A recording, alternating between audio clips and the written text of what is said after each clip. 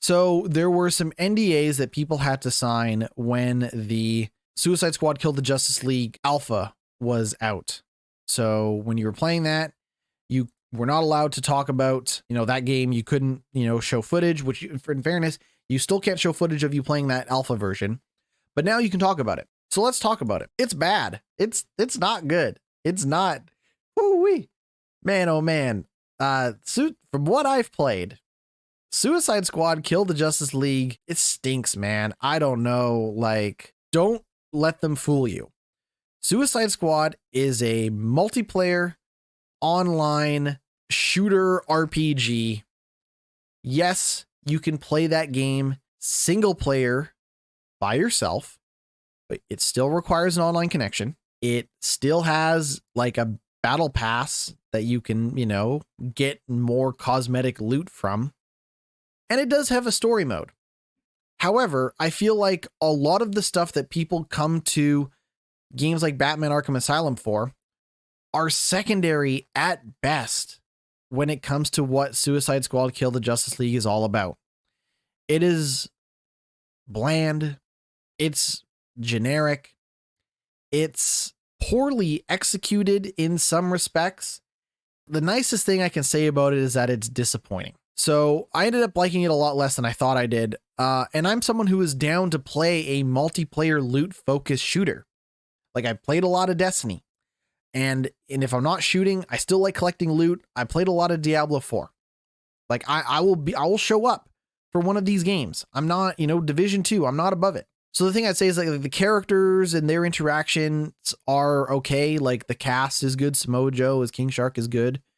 That stuff is fine. The characters, when they're chatting it up, is fine. But the story is pretty bland. Your reasoning for needing to kill the Justice League is not great. But when the unique story that they've crafted is boring and bad, it's often made worse by, Rocksteady's piss poor attempts at, connecting it back to the Batman Arkham trilogy. There's a story mission in the game that takes place in a museum. And the story mission is you going on this guided tour inside this museum. And they basically made a Batman Arkham exhibit in this museum. And this museum retells the story of the 3 Batman Arkham games, Asylum, City, and Night. And it just feels weirdly cheap. It just feels lame. Batman flavor is so half-assed, right? And it's so disappointing that this is Kevin Conroy's last performance as Batman. And it just feels so shoehorned in. Now, from a single player perspective, the presentation is not friendly. The main menu assumes that you want to play the game multiplayer. And when you start the game, you might find side quests and events along the way, right? It'll be stop Brainiacs, whatever, from taking over this building or whatever. And you stand there for 5 minutes or whatever, or 3 minutes, and you shoot Brainiac's, minions, and then stand in a circle and let it fill up. And then you'd be hey, you secure the checkpoint. And when you do that, you'll get a reward, right? You'll get a better gun. But it stops the whole game and says, look at this gun. The menu is going to take up this entire screen. Look at this gun. Do you want to use this gun? Do you want to switch to using this gun? And it's dog, why don't you just put that gun in my backpack and I'll look at it 5-10 minutes later. Let me move on from what I've been doing and regroup and reconvene instead of stopping the game entirely to be do you want this shotgun? I don't know. What do you want to do? It really breaks up the flow of the game.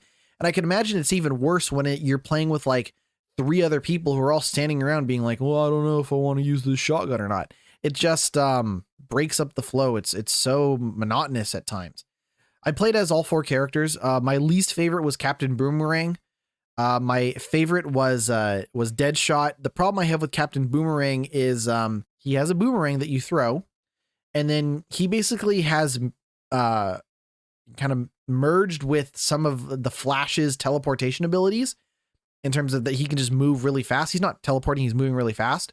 But the problem is that when you throw Captain Boomerang's boomerang and then try to teleport to it, it's because it's a 3D game, it's very hard to get an idea of where the boomerang is in the context of where you're trying to go. So if you're trying to go from rooftop to rooftop in Metropolis and you throw the boomerang, it's really hard to get a sense of, is the boomerang across onto the rooftop now, or is it still halfway, down the street before I teleport to it? So there was a lot of times where I would throw the boomerang, hit the teleport button, and then I would miss my jump entirely because I just couldn't figure out where the boomerang was in the context of the environment. Harley Quinn has stolen some of Batman's tech in the game. So she has like a Batman drone that follows her around, and she uses that drone to swing sort of Spider-Man style from grapple point to grapple point. The problem is that the drone is constantly moving.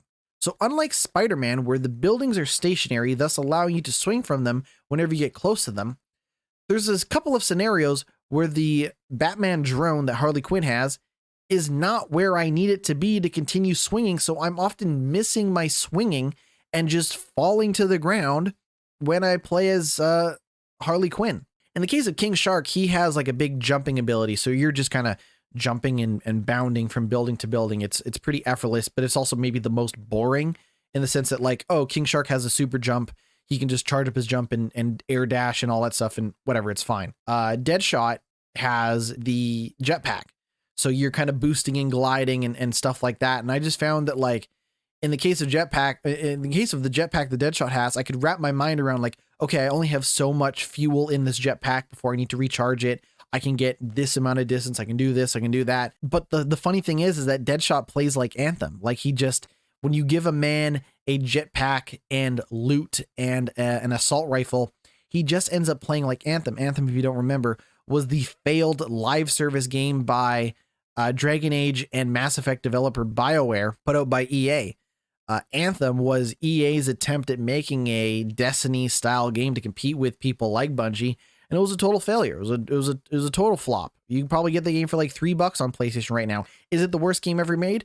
No, but you're probably not going to love your time with it. So I'm shocked that the people that made the greatest superhero game of all time, Batman Arkham Asylum, now have a game that features a character that just stinks of Anthem of all things. Frankly, I'm shocked that this is how it turned out. I don't have a lot of hope for Suicide Squad, even though, again, I am down to play that type of looter shooter open world game. And despite, Rocksteady saying that this is, a story-based game for everyone who is a fan of, Batman Arkham to enjoy, I don't think that if you're a fan of that type of game, you're going to find much to enjoy from Suicide Squad, right? And I'm a fan of the type of game that it's pretending it's not. And even I don't necessarily care for Suicide Squad Kill the Justice League. So really, I don't know what else there is to say about that game, man. Like, we'll hear reviews when that comes out.